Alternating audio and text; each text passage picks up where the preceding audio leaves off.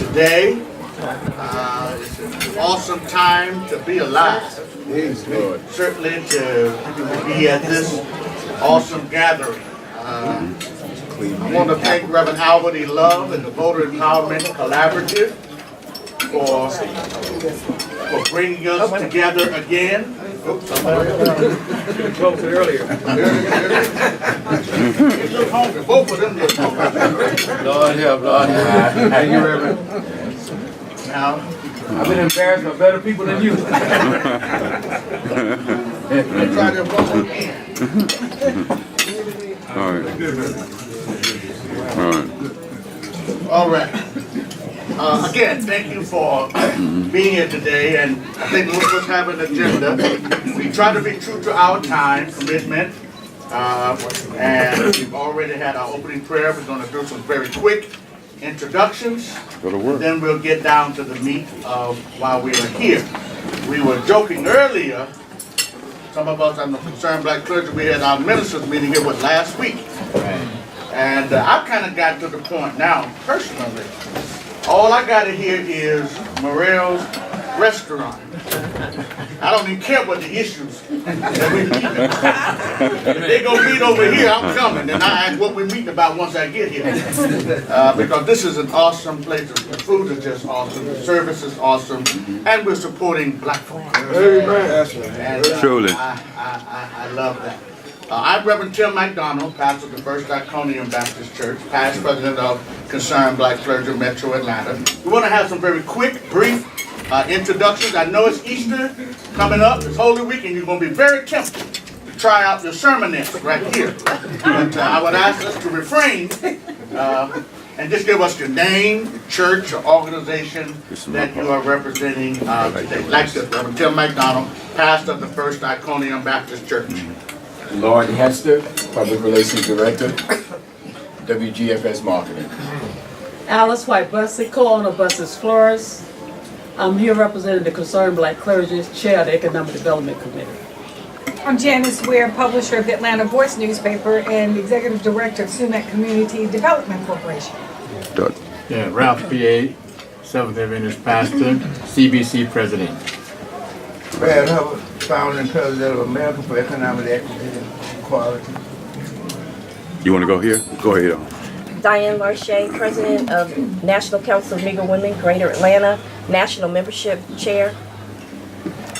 Fred Daniels, Citizens Trust Bank, executive vice president. Elizabeth Carhurst, Mayor, City of Fairburn, Georgia. Okay. Jessica Davis, Executive Assistant to Mayor Hurst of Fairburn, Georgia. Sandra Leverett, Austell City Council. Valerie Anderson, Austell City Council.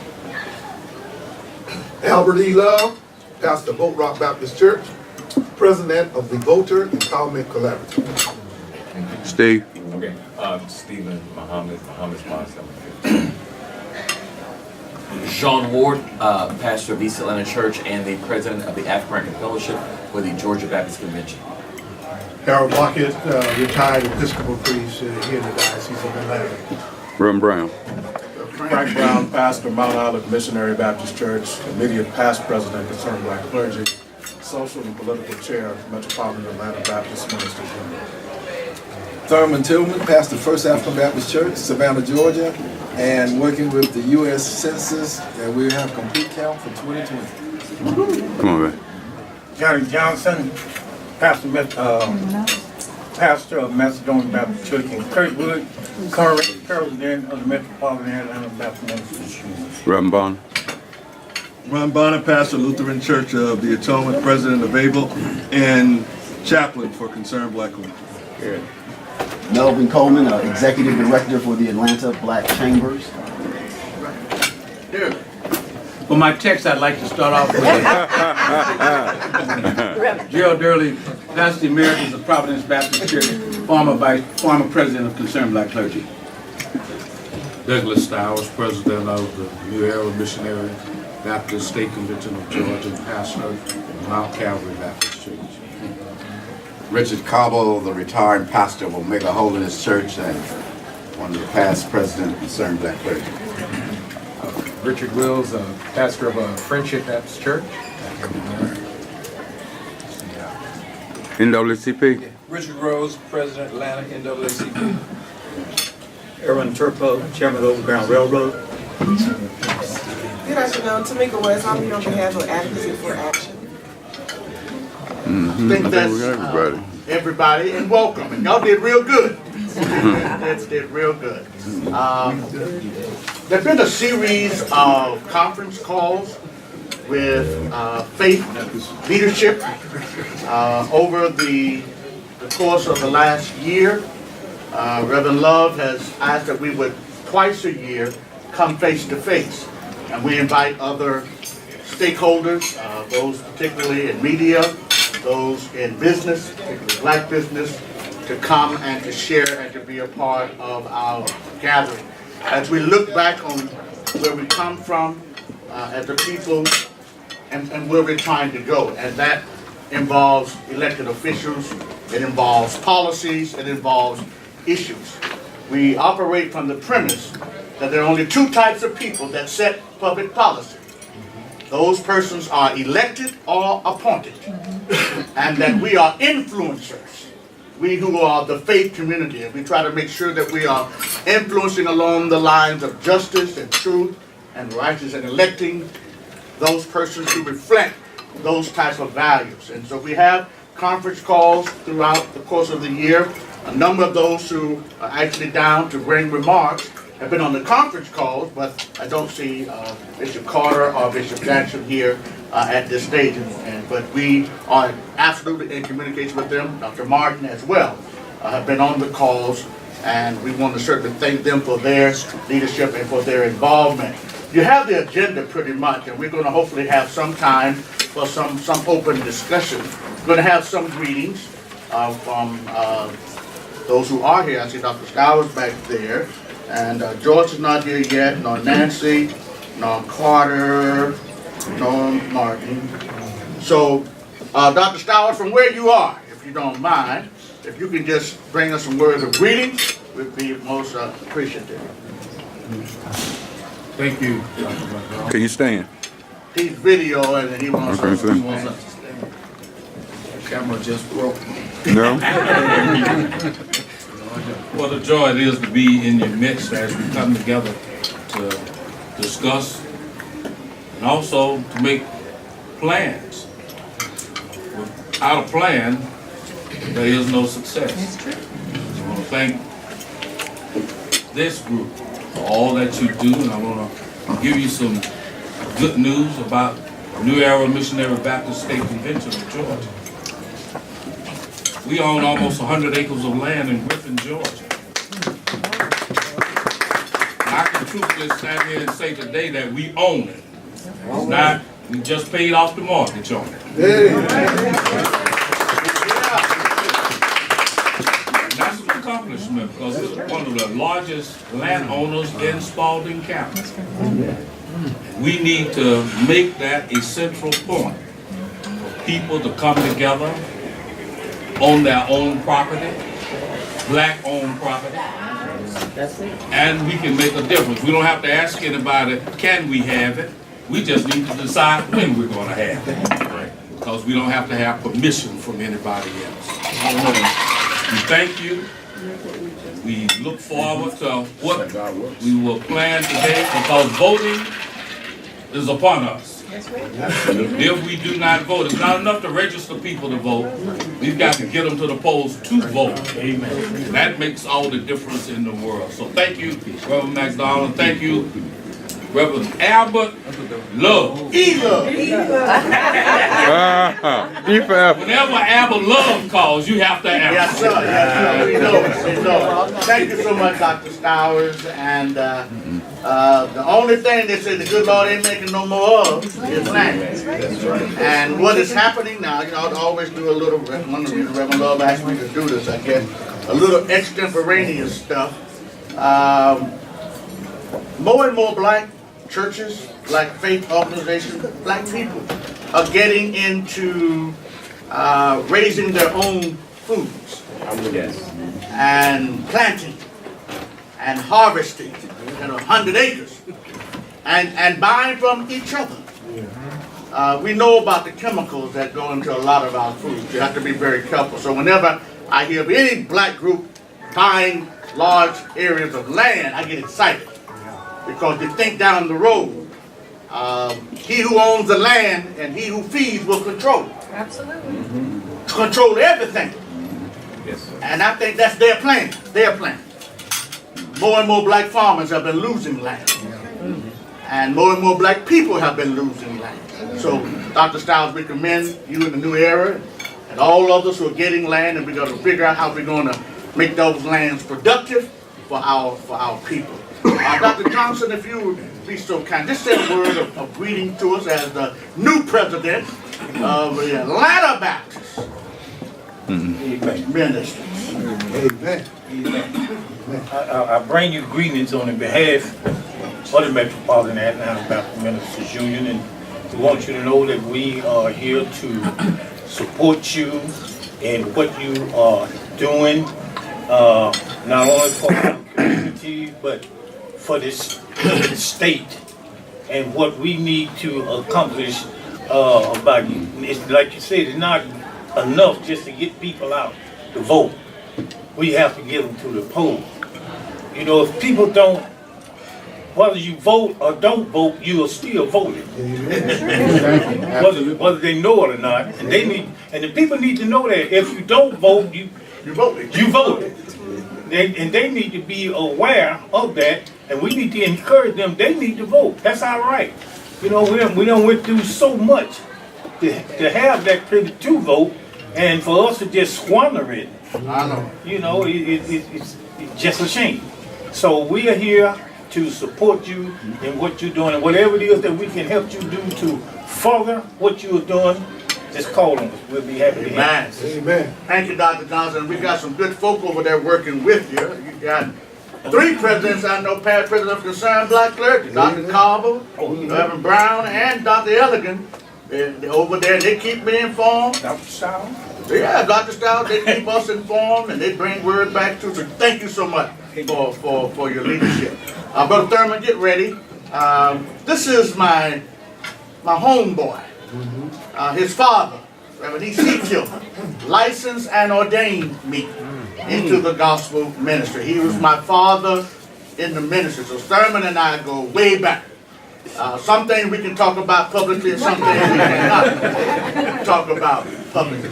But for the several cycles of the census, which is one of the most important things that black people in particular can be involved and engaged in, Thurman has been one of the leaders in the state of Reverend Tillman, in the state of Georgia. We got a number of issues. I saw Nancy Johnson come in that we're going to bring before you, and then we're going to have some time, hopefully, for some discussion. But I want to welcome my friend, my brother, who's pastor of the oldest black church in the state of Georgia, down in Savannah. Let's welcome the Reverend Thurman Tillman. Bring him on. Talk about the census. Bring him on. There she is.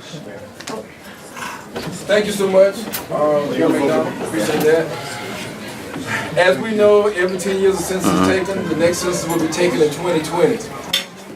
This census will be extremely important. All of them are important, but this will be even more important because over $675 billion will be distributed based on the census, based on the numbers.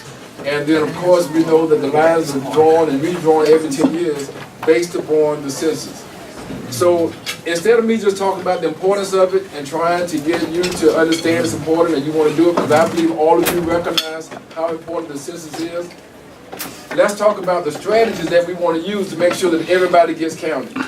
And one of the ways it's going to happen this time, because it's already been apparent that we are not going to have as much funding as we have had in the past through censuses. So it's going to be more of a grassroots effort.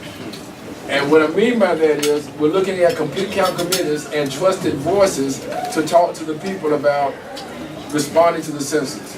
There are some folk who will feel they really can't participate because it would be detrimental to them, because believing that the information can be given to those outside of the census, but by law, that cannot happen. It is safe, it's confidential, it is secure. We need to encourage people to do that and to participate. So what we're doing is, there'll be complete count committees formed at all the local levels. Every city, every county, we have complete count committees, or we're asking them to anyway. And then we'll also have community complete count committees. And that's in the communities where people don't want to be affiliated with the city or the county, or for whatever reason the city or county don't want them to be affiliated with them, that they can form their own community complete count committees and then get to everybody, letting them know how important it is. We'll do workshops on what it means to have a complete count committee and how to form it. The General Missionary Baptist Convention have already signed on to have a statewide faith-based complete count committee, and we're asking all others to join in to have a statewide faith-based committee. But we can also break that down into regions as well. We want the committee to be effective.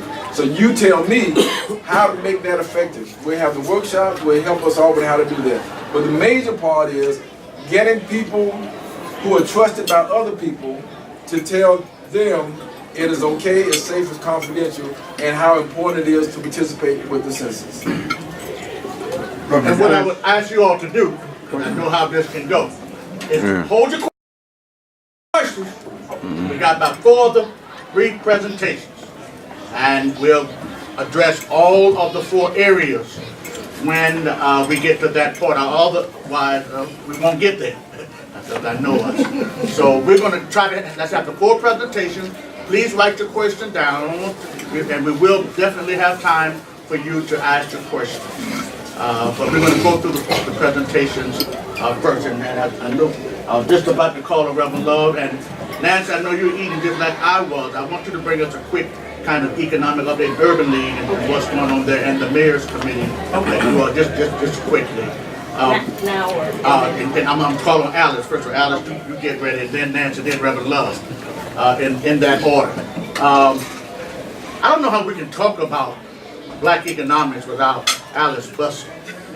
I don't think there's even such a thing. As long as I can remember. And I don't see Harry, I do see Tip Top, Aaron Turco here with our Black Business Month. But just to talk about real quickly, Alice, just black economics. I saw George Andrews is getting his plate now, and maybe have him to say a word when he comes in about the new black bank, so that you will be aware of that as well. But just being Black Business Month and some of the things that you've been involved in with Concerned Black Clergy and the Atlanta Business League, if you will, Alice, you can speak a seat as long as you stand, as long as you speak loud. Thank you for this opportunity. I am Alice White Bussey, co-owner of Bussey Explorers. We've been in business since 1962. I also have the distinction of having been the first female president of the Atlanta Business League, founded in 1933. Booker T. Washington created the first business association in this country called the National Negro Business League in 1900. We have that distinction in our legacy as having chapters all over the country, and with Atlanta having the distinction of having the oldest continuous local chapter, we were able to celebrate Black history during Black History Month in connection with the Concerned Black Clergy, with the Overground Railroad, which is statewide, and with other municipalities, cities, and especially counties throughout the metropolitan Atlanta area. And we created activities to highlight Black business. So annually with the Concerned Black Clergy, we have a parade of Black businesses that march before the pastors of churches, community leaders, and we have been able to organize those businesses. And what we did this year, we extended that opportunity to do a Black Business Showcase as part of Black Business Month in DeKalb County with Commissioner Larry Johnson and Michael Thurman, the CEO. And we marketed it all throughout the country, even internationally, because we wanted to find Black businesses that are wholly owned and operated by blacks. And we marketed it to say that we would have a preferred list created from this recruitment effort of black businesses. So far, we have right at 300 businesses that we have been able to get the information, create a database since March 12th and March 13th. That's phenomenal. And they're very diverse, and we happen to have the new sworn-in leader of the Small Business Administration, Ashley Bell, to attend the celebration of the Black Business Month. And he, in fact, wants the list to look at what he can do with the 8 states in the Southeast region that he covers. He's a young black male of 37 years old, very open to new ideas and looking at what he could do to help create more black-owned and operated businesses. So if you're from a city or a county, we want to be able to create more black-owned and operated businesses by helping them get more blacks to own real estate. The fastest growing group of businesses in this country are through home-based businesses. And we are not the one leading that effort. But if we get us to buy more real estate and more houses, then we can help pay for that through the ownership of the house by putting a business inside that house. We need, especially in the home health technician area, taking care of each other, from feeding each other. Those types of businesses are highly needed in the black community. So we will give the list to our leaders, and we will make that available. But we are looking at the next step as how we can create ownership both in real estate and in business. Thank you. Thank you, Ms. Alice. There are 2 more seats, well, 3 more here. I can do it. Bless you, bless you. Again, hold your questions. There's a seat back there. There's a seat right over there. Harold, this is Attorney Harold Alexander. I'm going to go and get to this real quick, and then George is going to follow him. This is the economic portion of Black economics. Alice just gave a quick update on Black Business Month, so she's covered most of what you were going to say. And I'll get ready to call Aaron, but since you are here, just tell us who you are, about Overground Railroad, and about supporting Black business. Then George is going to come up. I'm Harold Alexander. I'm a lawyer by trade. The Overground Railroad is my calling. About 20-some years ago, just as any people would do, you know, you assess the problems that we have, and along with others, Aaron, Reverend McDonald, and a number of the preachers, we just really looked at the common sense circumstance that we're in, realized that black people are the only people in the United States that lack an economic infrastructure. And so from there, for 18 years, we have consistently pushed building the economic infrastructure. And today, we can say that now we're comparably at the Jordan for the second time, not the first time, because you know the first time that was the beginning of the 40 year. But we're now ready to cross over. If we'd like to, we'll be contacting each one of you. If you've signed up here, we'll be getting in touch with you through that. And in the next coming months, you're going to be hearing about marching to March, meaning that we're not about having an event or get a good feeling. This is a continuous thing, and so now as we end Black Business Month now, come April 1 at 12:00 a.m., we start marching to March to 2019. We've got exciting things. We're getting involved in not just business directly, but also every activity. You'll hear about the tennis program. Reverend McDonald will tell you we're going to want to schedule a 6-minute presentation in your church. You're going to have tennis teams. We're going to have equestrian. We're going to have chess and literally everything. By God's grace, we're going to rebuild our community with the churches being the centers. One step at a time. That's right. That's Harold Alexander. You can go to Overground Railroad webpage and find out all this information and then some more. Thank you, Brother Harold. Thank you. We had the privilege this past Monday, and it was interesting. There was hardly any room, but I had on a big old coat I had on a hat and a scarf. I had to walk the 1 block, but it was cold Monday, and then yesterday it was 75 degrees.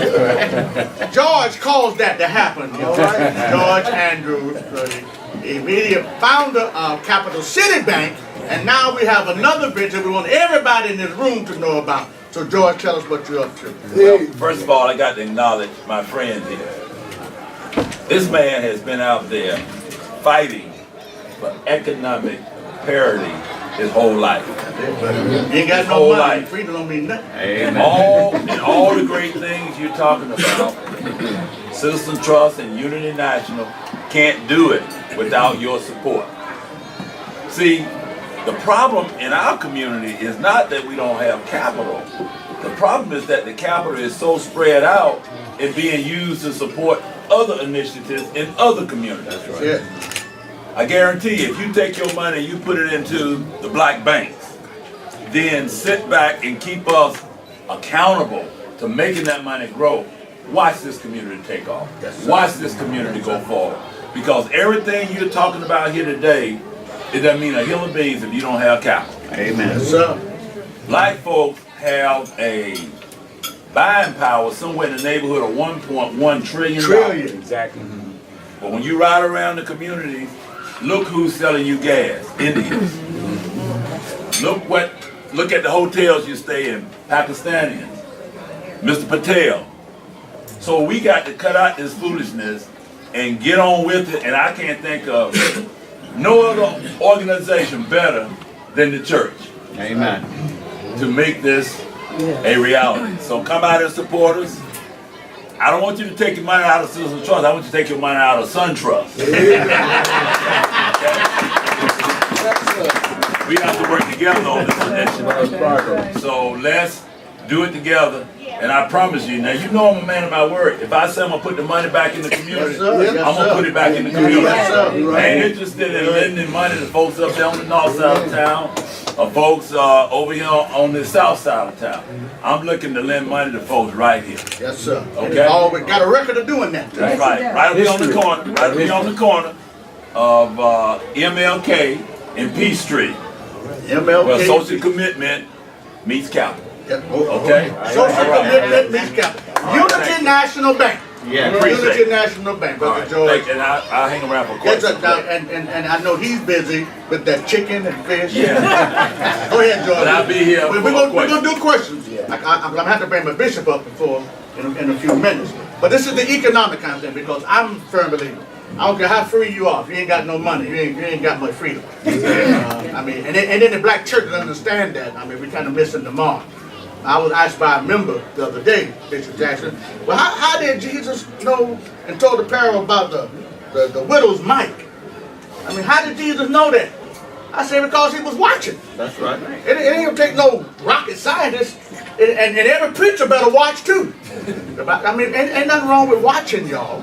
And watching your records, watching how much money comes in, watching how much money goes out, watching where you can put the money. We were just talking about scholarship fund, and I was asking Reverend Thurman, they're going to be giving out some scholarships next week as a part of the M.L. King commemoration. Because we got to help our children to get that education. And we've been doing this for a number of years. We work with UNCF, of course, but sometimes we have situations where our children come and they just need $300, $400, $500 to stay in school or to get their books. And we got to make sure that we do that. Another organization even, the Urban League has been doing a stupendous job across the years, but they done notched that thing up a few years, not just since they brought Nancy on board. And we remember back then and New Life. And Nancy's about the business of empowering our people. This is Sister Nancy Johnson of the Urban League. Hey, good afternoon, everybody. So, quick updates. So I want you to know Urban League is focused on exactly what we're talking about, economic empowerment. And we're building out tracks of programs and services. So this is what's happening right now. It's in what's gonna be. This is what you can tap into or tap somebody into right now. So right now, I just came back from the National Urban League for 3 days because the Urban League as a movement is transitioning the way we work. We've been working more as a kind of silo organization. You can come to us and help get a job and you leave. You can buy a house and leave. You can start a business and leave. But now we want to do a 360. We want to bring people in and help them look at the 3 key things that are going to help a family thrive. Number one, we want to make sure that our families are stable first.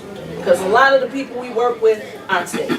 They're coming in, they don't have jobs. So if you don't have income coming in the door, that immediately throws everything off.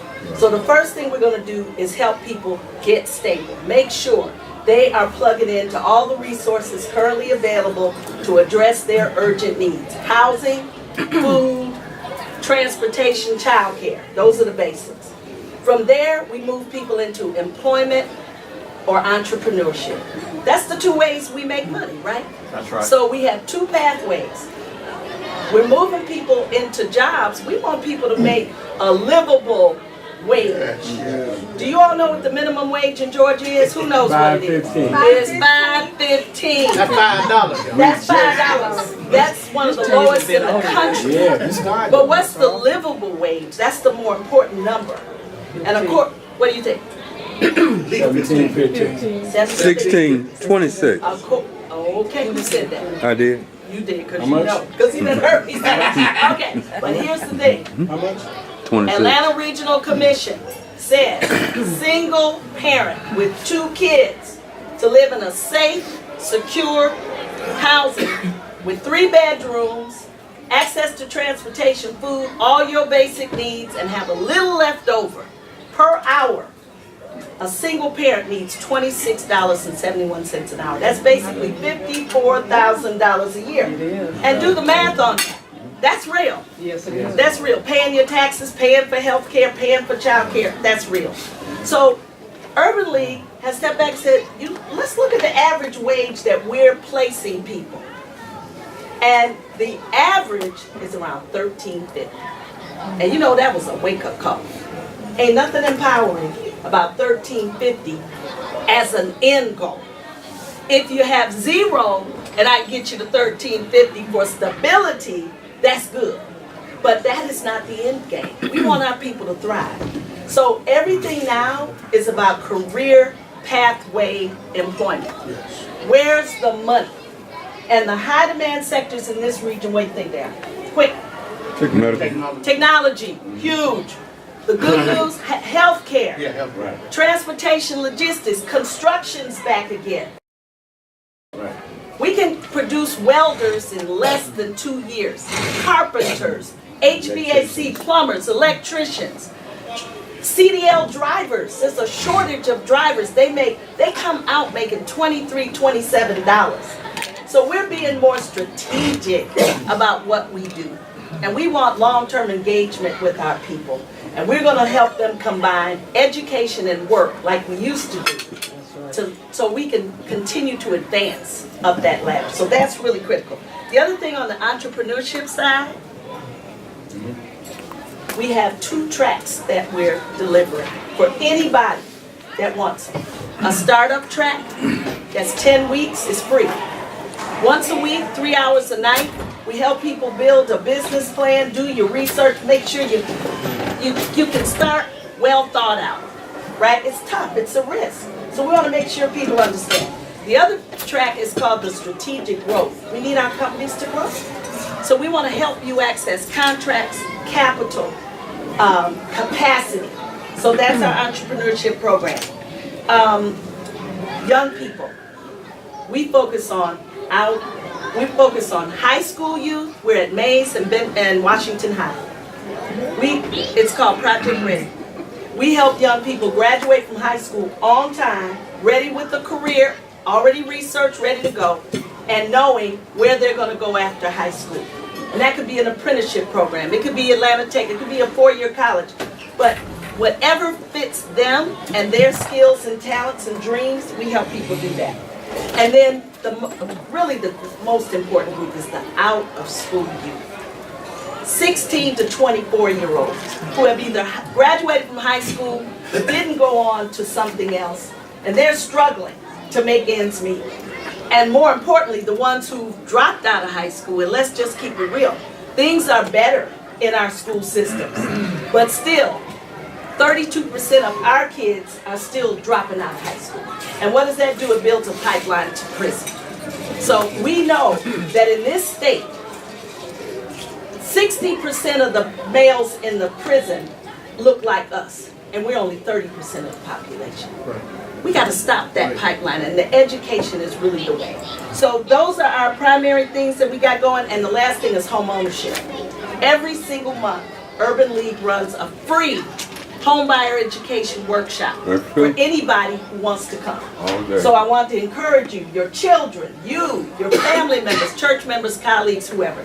Please refer people that need some support to the Urban League. That's what we want you to do. Say amen, somebody. Amen. Come see Ms. Johnson. Urban League is on the case, and that's across the state. Transition team. Yes, the mayor's transition team. And real quick, Reverend Mack and I are serving on, you are, yes, right? Okay. I've been asked to serve on the mayor's transition team. I don't know the mayor well, okay, so I just want you to know that. But I want to serve because I want to help our mayor be successful, right?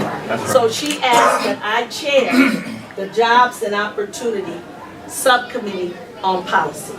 And I have asked Reverend Mack, Joe Hudson, Aaron is going to also assist. We're going to work with grassroots as well as business community people.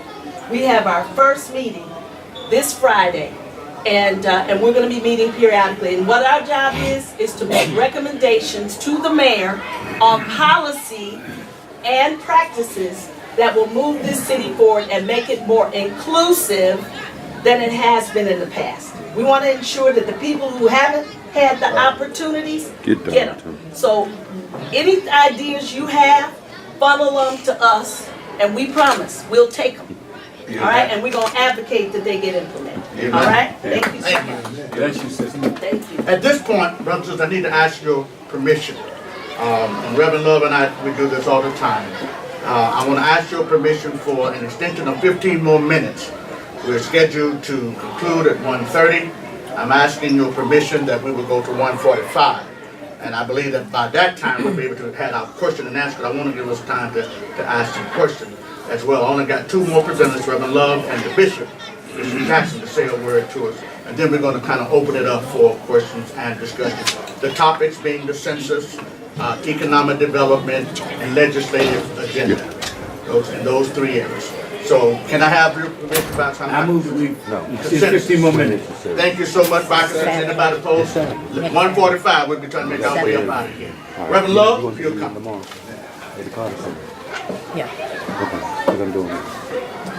Thank you so much for coming. I'll get right to the point because we want to move on. While we're here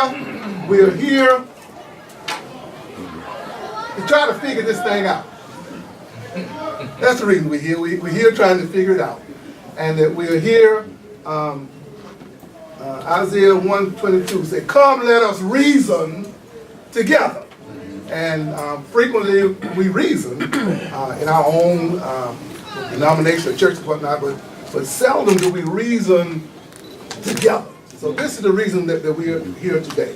There are 6 pillars that have traditionally held the black community together. One is the church. You have a table and the legs, the religious leg. The other is the business leg. That's right. The other is the black media, black press leg. The other is the educational leg, the schools and whatnot. And then the last was what I call the community organization, the NACP, SCLC, People's Agenda, Urban League, FICA, all of these groups. So the reason that we are here and we talking together, we said that let us try to pull together the 6 legs of the community and kind of try to figure this thing out. One, to kind of see where we are and where we need to be. So that's the reason that you're here. We have people from the church community. We have people from the business community. So glad that Brother Fred Daniels, I got a text when we invited Sister Cynthia Day, Sister Trust Bank. She could not be here, but she sent our Executive Vice President, Brother Fred Daniels. Thank you for coming. We want to work. I wish we had 10 other black banks that we could support. So we are certainly glad of that. The politics, of course, this is San and I, the last day of the General Assembly, so they aren't here. But we are glad that we have the educational community and, of course, the community organization. You see the coffee group is here and other groups, Urban League, NACP. But the point is, we want to come, invite all of the legs at the table and see can we figure this thing out. The last thing is that I come with the Habakkuk recommendation. The Habakkuk recommendation. We remember in the book of Habakkuk, it said that he made a recommendation that when you have a vision, he said do two things. One was do what? Write it down. The other was what? Make it plain. So we come with the Habakkuk recommendation, and we have sought to do that. We need a plan. We need a plan. And this is not the plan, but it's a plan. So when you get a chance, I just want to kind of let you see what you have here. We can't do everything this morning, but what we are trying to do is to see how we can figure this thing out, especially during this election cycle. Now, the most important thing that I'm going to say is that Thursday, April the 5th, we're going to pass out a sheet where we're going to be meeting from 7 to 8:30 the first Thursday in every month, where we can get down to the X's and O's. So those who are interested, some of you all won't be able to come, but we're going to try to figure this thing out. When you get a chance, I know you don't have it on your mind right now, but just go through this game plan. We want to come up with a game plan of how we can get the vote out, how we can do these things. On the second page, what we said we're trying to come up with a black agenda, that over the last 2 years we've come up with say, what do black folk want? That's a good question, isn't it? What do we want? The politicians would come and say, all right, black men, what do you want? Well, we've tried to come up with some collective ask that transcends our individual kind of organizational ask. What are our collective asks? And that on the second page, you see where some of us have come out with, not all black folk, but it came down into 4 categories. One, economics. All of us say we need to focus on economics primarily. And then the other part is that we need to focus on education. And of course, we need to focus on Bishop Jackson was talking to us about the hate crime bill. These are the things that we had the collective ask. Now, hopefully, as we come together, we can kind of refine this into next year in terms of when the General Assembly has, so that we can, as a corporate group, go to whoever and say, this is what we want. And that the last thing on the third page is in terms of a plan, a get out the vote plan. We have the capacity in this room. We know how to do it. We know how to turn out the vote. We rent ourselves out to other people to do it for them. And I ain't mad at nobody, but I'm just saying, we know how to do this. Why can't we come up with our own money? And irrespective of party or anything, just as black folk, why can't we come up? We know how to get out the vote. We know how to organize. Let's do this. Let's put together, I think with $300,000, we could have a statewide, coordinated, get out the vote plan. Now in politics, you got the partisan side. I choose to work on the non-partisan side. Both are necessary. But let's do this. And the last, on the last page, one of the things that we are working on is the judicial. During this election cycle, there's some key judge races come up. And sometimes we don't concentrate enough on that.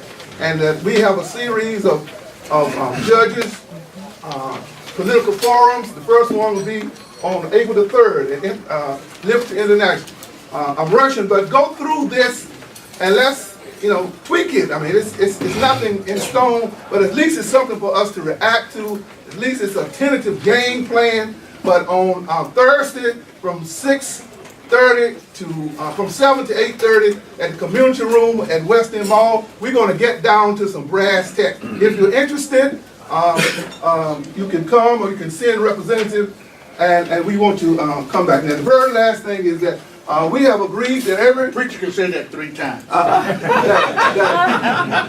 Twice a year on the highest level of people in this room, the bishops and whatnot have agreed that we come together, and this is the first time in 2018. This is our 3rd year of doing this, and we've had great success. What I'm saying is that I'm suggesting, just putting it out here, when you look out here, look on here, it has September the 13th, September the 20th. These are just recommendations. I'm suggesting that we have a statewide Black Agenda Summit.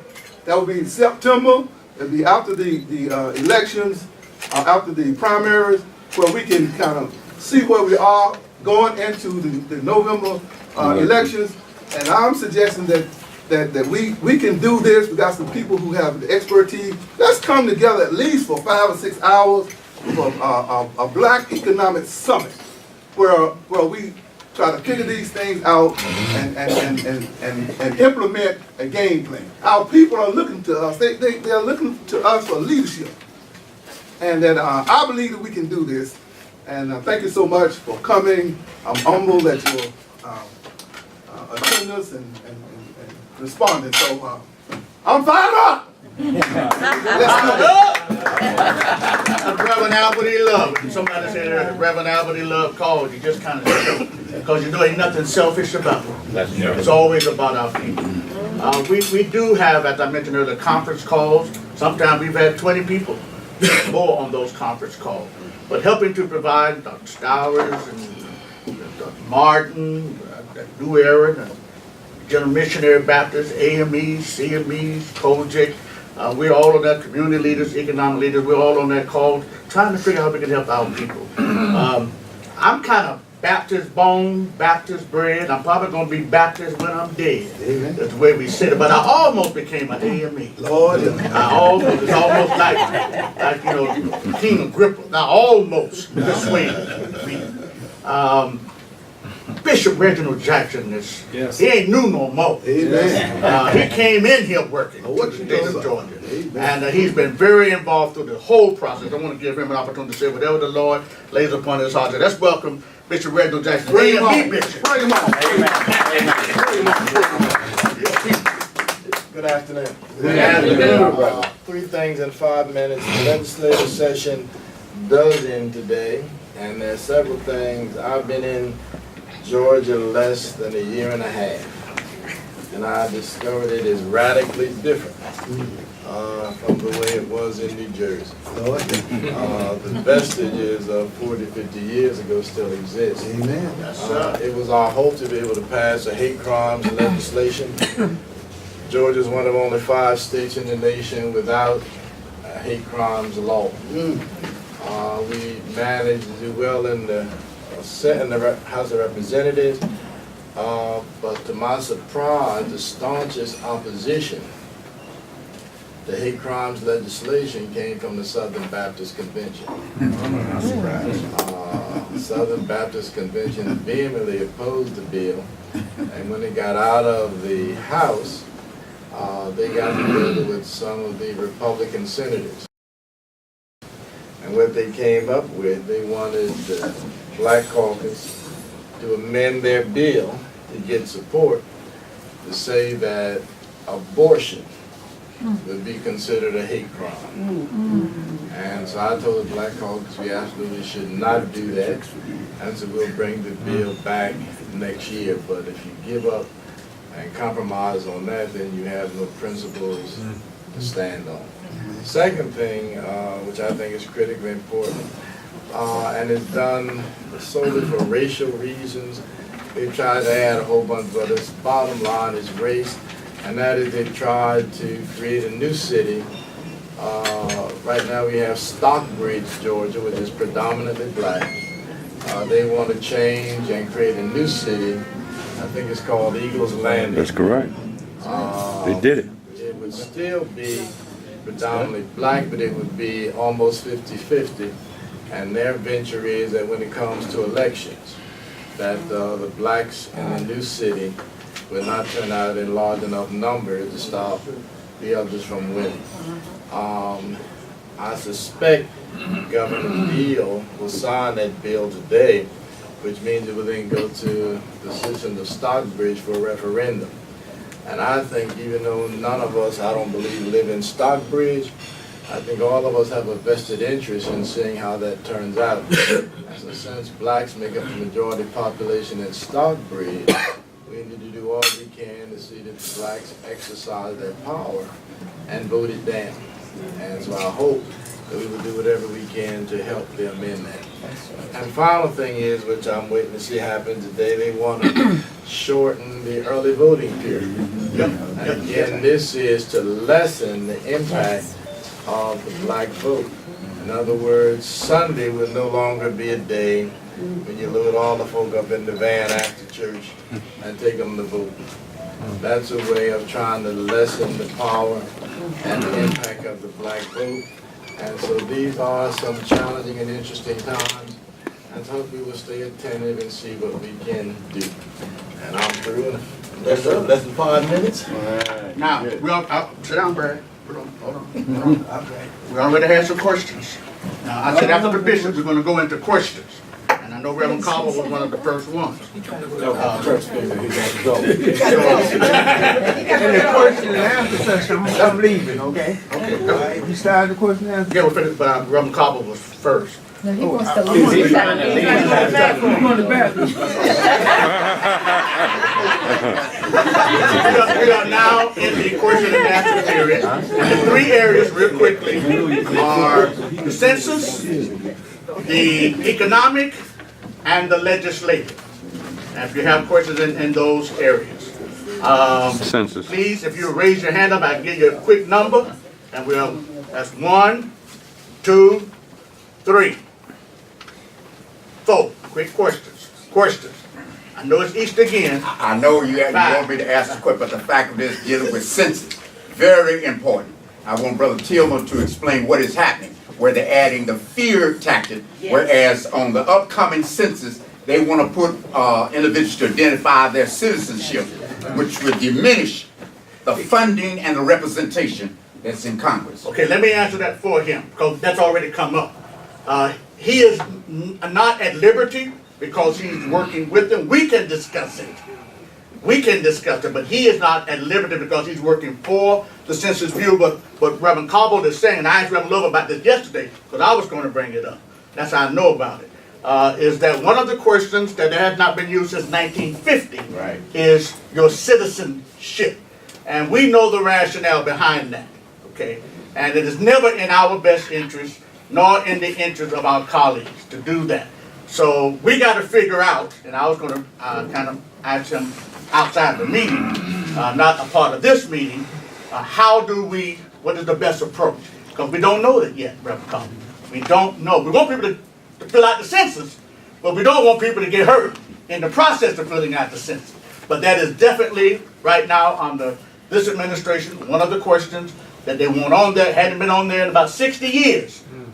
And we're going to have to figure out how we, particularly black people, people of color. Already several attorney generals are taking it. Yeah, they're taking positions and opposing it. But it's not settled yet. That's what I'm saying. It's not settled yet. It's an issue. Yes, sir. Number 2. Yes, my question about legislation. And I heard the oohs and ahs when y'all said Southern Baptist. I won't take it personal because I am a Southern Baptist pastor. And I got the call about what happened from Pastor Love. My question is, moving forward, is some of the greatest stances or bills that legislation we try to get passed have been stopped by my cohorts with the Georgia Baptist Convention, and some of the things that they have tried to push have been stopped by the Black Caucus. What I want to know is, and I've asked this question before, are we willing to sit down, come to the table, after we have what we want, what our wants are, to sit down and say, in our next in the next session, this is what we're pushing, this is how we're gonna work this out before we even get to that dogfight in January. Bishop. All right. Good question, good question. Let me say this, I have some dear friends who are also members of the Southern Baptist Convention, and my thing is, I don't want us to be like the United States and North Korea. And my position is, the Southern Baptists at this point have made themselves very clear where they are. For example, at the convention, I believe, a resolution was brought forth dealing with the white nationalists, the Nazis, and Ku Klux Klan, which they had to go back and revise because the original resolution would not pass. And so my thing is, I have no problem with discussion with this Southern Baptist Convention. You always are amenable to discussion. But at the same time, I refuse to sacrifice principle and have no principles. And so I'm not sure what the problem. Matter of fact, their argument is that if you have a hate crime, it gives special privilege or something. It's special rights. To them, it was a special rights bill, not a civil rights bill. And the reason I'm saying this is I'm on the executive committee for the Georgia Baptist Convention. That hate, what you're talking about, the alt-right movement, I was one of those pastors that dealt with them going back to reallocate to change the verbiage. I'm the one that deals with Mike Griffin and is on their committee of resolutions that deals with bills that go to the state. That's what I'm saying. This is something that we can do, but we have to make sure what I want solved. May I suggest that you and the bishop and any other who want to follow up, will get together. And see if there is a meeting place. I haven't found one yet. I've been trying. I'm concerned the Southern Baptists didn't raise the issue when it came to terrorist legislation. So what's the difference between terrorism and hate crime? That's why I like that. Right, but these are things that but we ain't gonna solve that here today. We ain't gonna solve that one here today. But I think I appreciate you and thank you for bringing it up, and I think we should have some discussions about it. Number 3. Yes, I want to continue with the bishop. Bishop, there's been some talk about this new city being developed in South DeKalb.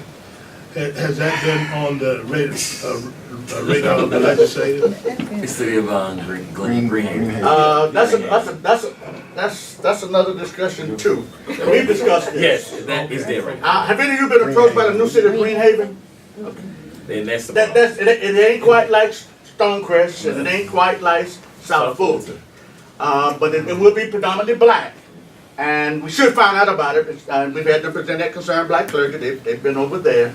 But there's some issues there. Yes. That also need to be addressed. And we should have further discussion about that. Yeah. We're aware of it. And we have some serious questions about that. Unlike Sky Haven, I mean, again, and I'm not sure. Stockbridge. And well, not Stockbridge. That's another whole discussion. You're talking about Renaissance, South Fulton. Stonecrest and South Fulton.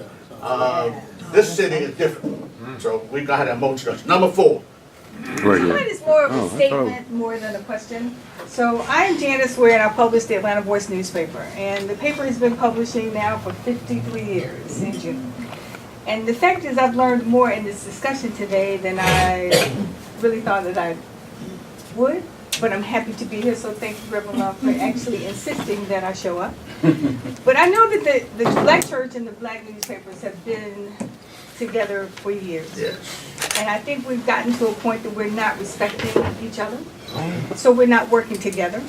So I think if we can pull together a way that we can communicate effectively so that the messages are getting out in your churches and in the newspapers, I would welcome that.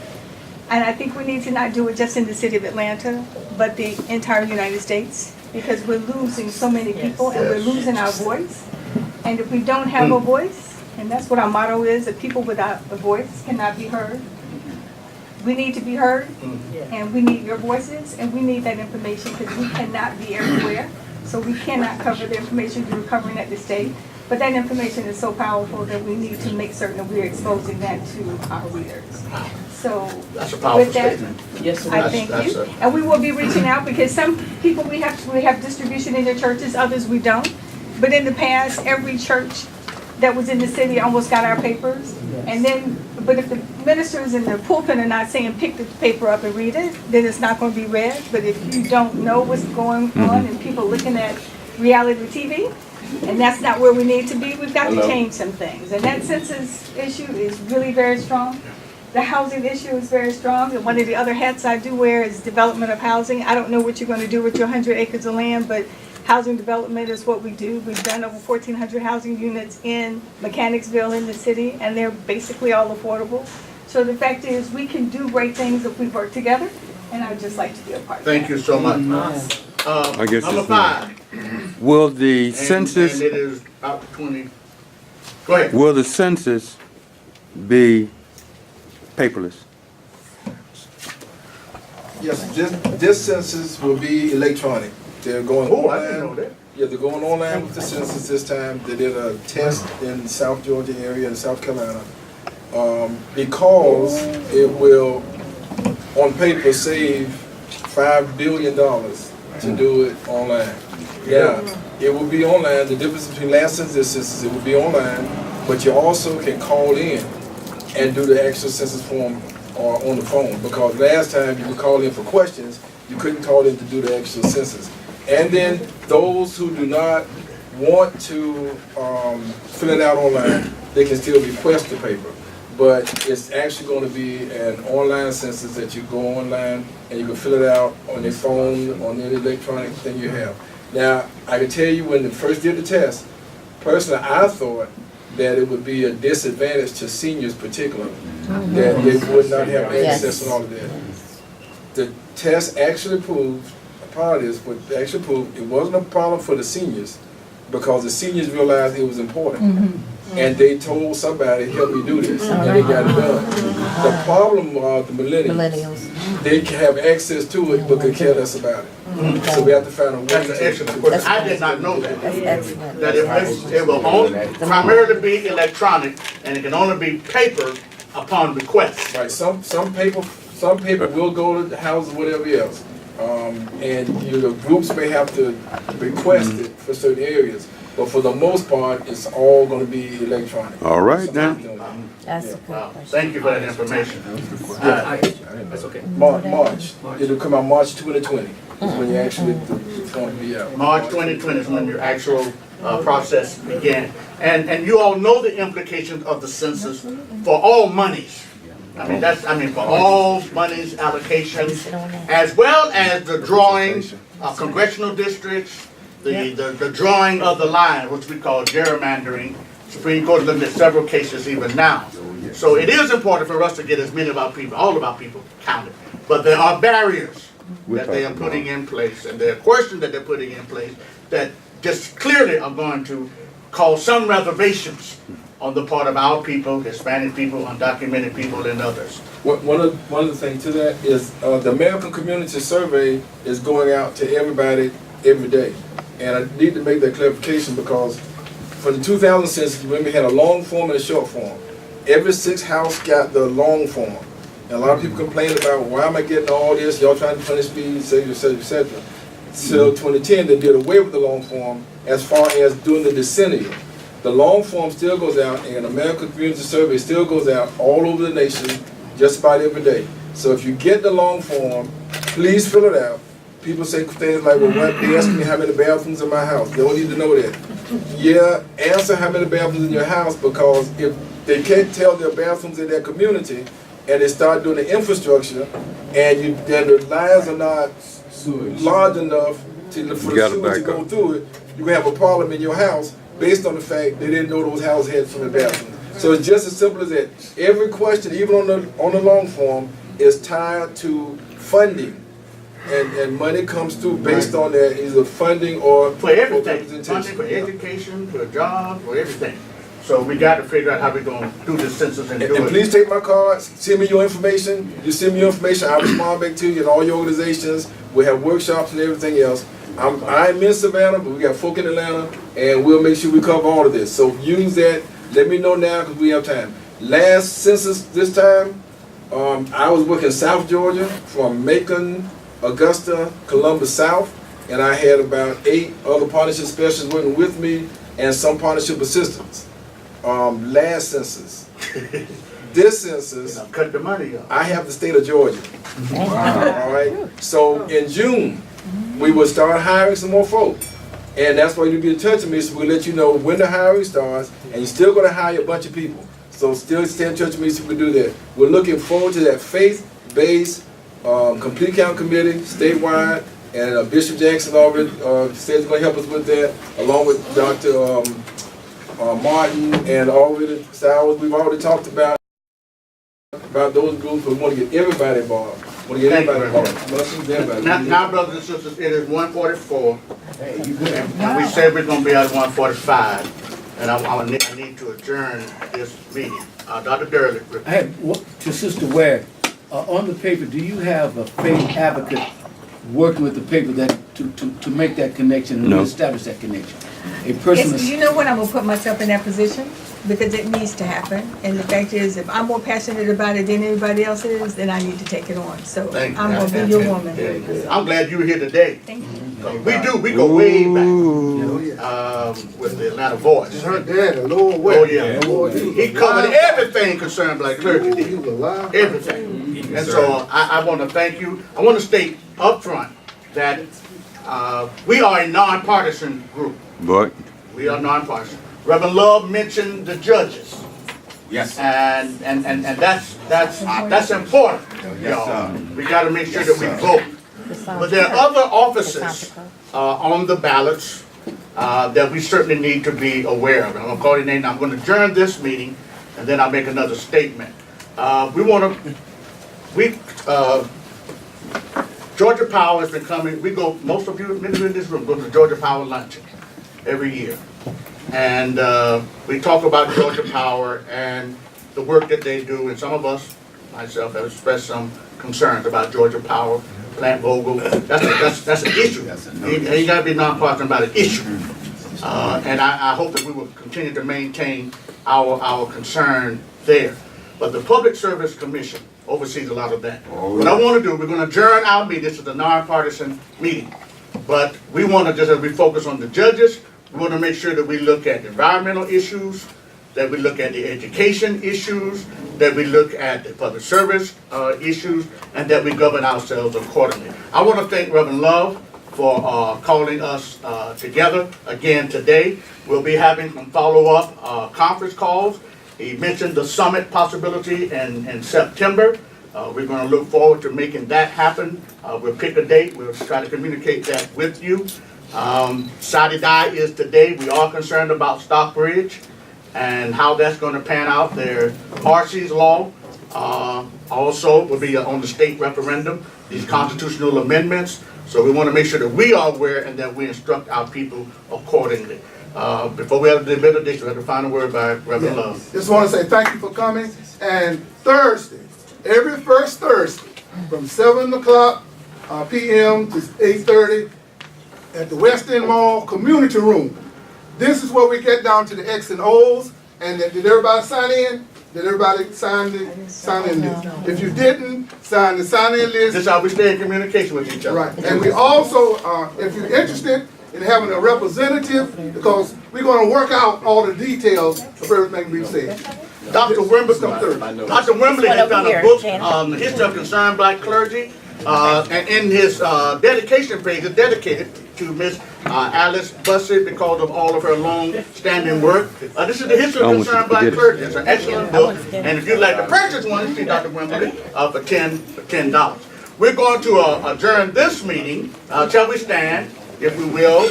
And then I'll make a quick announcement after we adjourn. Reverend Brown, Frank Brown, would you give us the benediction, please? God, we're thankful for this opportunity to gather in this place, hold these important discussions. We're grateful for all of the work that has been done and the plans that are now in process. We ask, O Master, for your wisdom and guidance as we move forward from this place. We pray, God, that you will go before us to lead us, be behind us to encourage us, beside us to steady us, beneath us to uphold us, but always above us to inspire us as we go in peace. Amen. Amen. I mentioned